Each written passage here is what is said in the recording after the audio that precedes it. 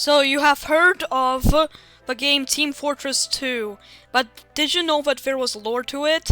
Well, there is, and today I'm gonna tell you the Team Fortress 2 lore from this catch-up comic. So, yeah. It begins in 1850, where it's in New Mexico. Which, yeah. So, then, this dude called Zephaniah Man, along with his two sons, Redmond Man and Plutarch Man, I think I don't know, that's how you pronounce it, decided to live here, and they're pretty rich. Apparently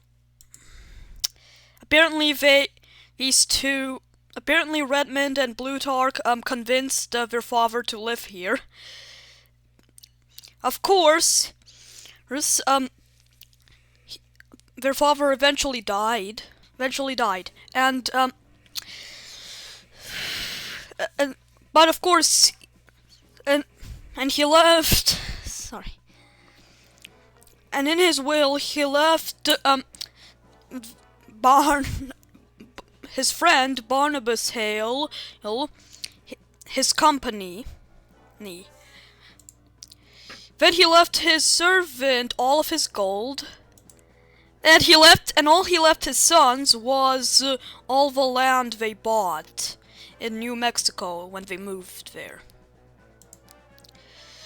Of course, they didn't want to share, obviously, so they decided to hire some mercenaries, both of them, which would fight for the land, and somehow one of them managed to hire Abraham Lincoln.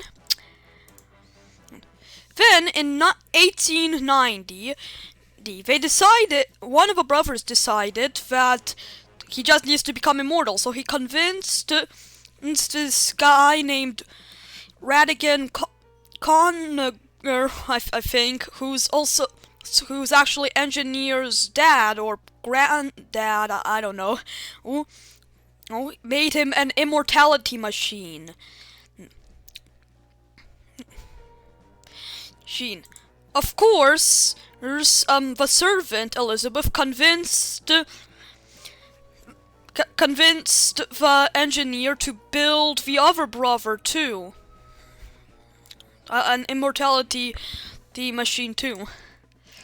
Of course, there's in Australia. This is Australia in 1890, because the way he made the immortality machines was thanks to this rare substance called Australium, which could grant you immortality or an immense power, which is why Australia has this futuristic city. In 1930, the brothers hired new mercenaries, which are actually the mercenaries from the Team Fortress Classic. Yeah. And now it's 1972, which is the present day of Team Fortress 2. And of course, now we have mercenaries we all love. The sniper, spy, medic, heavy, scout, demoman, soldier, engineer, and the pyro. And Saxton Hale supplies the mercenaries with weapons and hats and other cosmetics. And the administrator and Miss Pauling help